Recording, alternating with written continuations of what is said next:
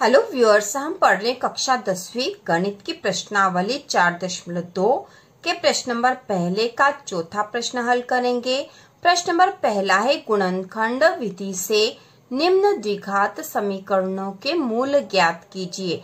तो यहाँ जो द्विघात समीकरण दे रखी इसके मूल ज्ञात करने हैं।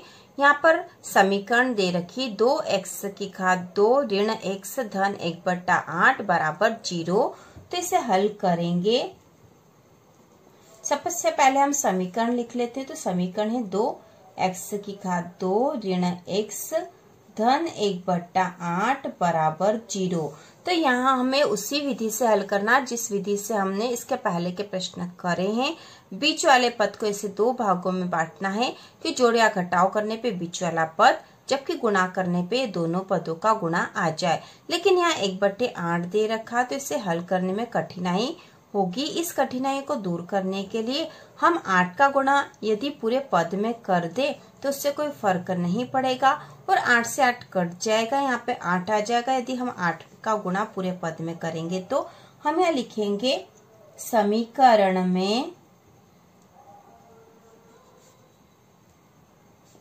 8 का गुणा करने पर,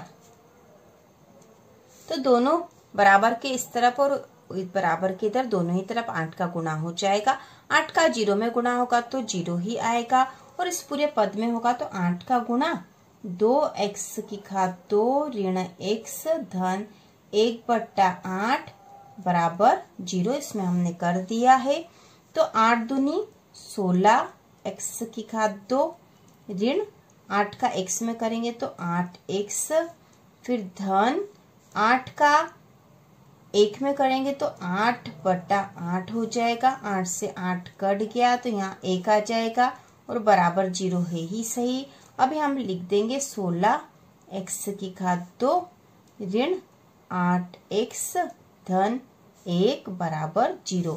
तो अब हमारे पास जो नया समीकरण आ गया इसके आधार पर हम हल करेंगे। बीच वाले पद को ऐसे दो भागों में बांटेंगे कि जोड़ या घटाव करें तो ये बीच वाला पद ही आना चाहिए। मतलब यदि हम जोड़ या घटाव करते हैं तो ये बीच वाला पद मतलब ऋण के 8x आने चाहिए। लेकिन यदि हम उन दो पदों का गुणा करते हैं तो गुणा करने पे इसके आसपास के जो दोनों पद हैं इनका गुणा आना चाहिए। मतलब 16x की घात 2 गुणा 1 मतलब 16x की घात 2 आना चाहिए। ठीक है, तो बीच वाला पद है ऋण 8x। इसे ऐसे दो भागों में बांटना हमें कि जोड़ या घटाव करने पे ऋण 8x ही आए और गुणा करने पे 16x की घात 2 आ जाए। तो ऐसे दो पद क्या हो सकते हैं ये हमें सोचना पड़ेगा। तो 8 हमें चाहिए। 8 मतलब 4 और 4 8 होते हैं। ठीक है, जोड़ेंगे तो 4 और 4, ऋण 4 में ऋण 4 जोड़ देंगे तो ऋण के 8 हो जाएंगे और 4 में 4 का गुणा करने पे 16 भी आ जाता है। तो यहाँ दो पद हो जाएंगे ऋण 4x ऋण 4x। तो ऋण का ऋण से जोड़ होगा तो ऋण के ही आ जाएंगे, ऋण के 8x हो जाएंगे और गुणा करने पे ऋण का ऋण में गुणा होगा तो धन हो जाएगा और 4 चौक 16x की घात 2 हो जाएगा। तो हमें दो पद मिल गए और वो पद है ऋण 4x और ऋण 4x। तो अब हम यहाँ लिखेंगे, ये हमने रफ कार्य किया था समझने के लिए। यहाँ लिखेंगे हम 16x की घात 2 ऋण 4x ऋण 4x धन 1 बराबर 0। तो अब इसको और हल करेंगे। यहाँ से कॉमन ले लेंगे आगे के दो पद में से। तो आगे की दो में से हम कॉमन 4 को ले सकते हैं। 4x को कॉमन ले लेंगे तो 4 चौक 16 होता मतलब 4 आएगा। यहाँ 1x यहाँ आ गया तो 1x यहाँ आ जाएगा। ऋण 4x हमने कॉमन ले लिया तो यहाँ बचेगा 1। इसके बाद हम यहाँ से करेंगे तो यहाँ पर भी हम क्या कॉमन ले सकते, 4x ऋण 1 तो हमें यहाँ कोष्टक में चाहिए था। यहाँ पे से हम ऋण का 1 ले लेंगे तो यहाँ बच जाएगा 4x, क्योंकि ऋण का 1 यहाँ आ गया, ऋण यहाँ आ गया तो यहाँ 4x बच गया। अब ये धन का और ये ऋण का तो यहाँ ऋण आएगा और यहाँ पे 1 आ जाएगा तो बराबर 0।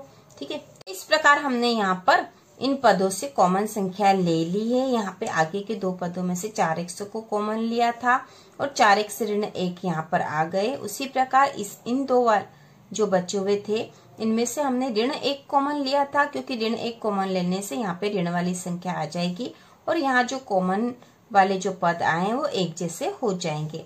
अब यहाँ पर हमारे पास फिर 2 पद आ जाएंगे। एक हो जाएगा 4x ये वाला और ऋण 1 पद हो गया, दूसरा पद भी हो जाएगा 4x से ऋण 1 जो कि यहाँ पर कोष्टक में आया था, वह बराबर हो जाएगा 0। अब यहाँ पे 4x ऋण 1 बराबर 0 और 4x ऋण 1 बराबर 0। 4x ऋण 1 बराबर 0, तो इसको और हल कर लेंगे हम, तो 4x बराबर 1 हो गया है।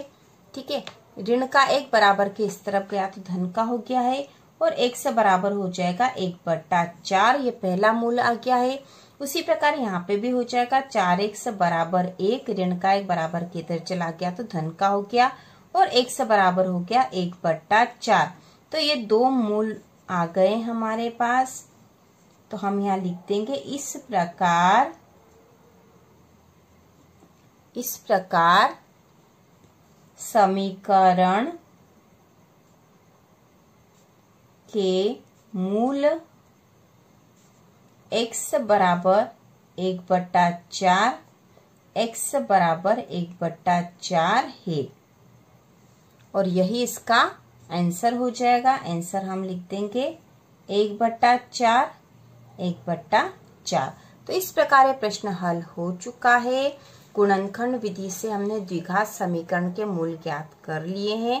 बहुत ही आसान था यह। तो इसी प्रकार के और वीडियो देखने के लिए कक्षा 10वीं की संपूर्ण तैयारी के लिए चैनल को सब्सक्राइब कीजिए।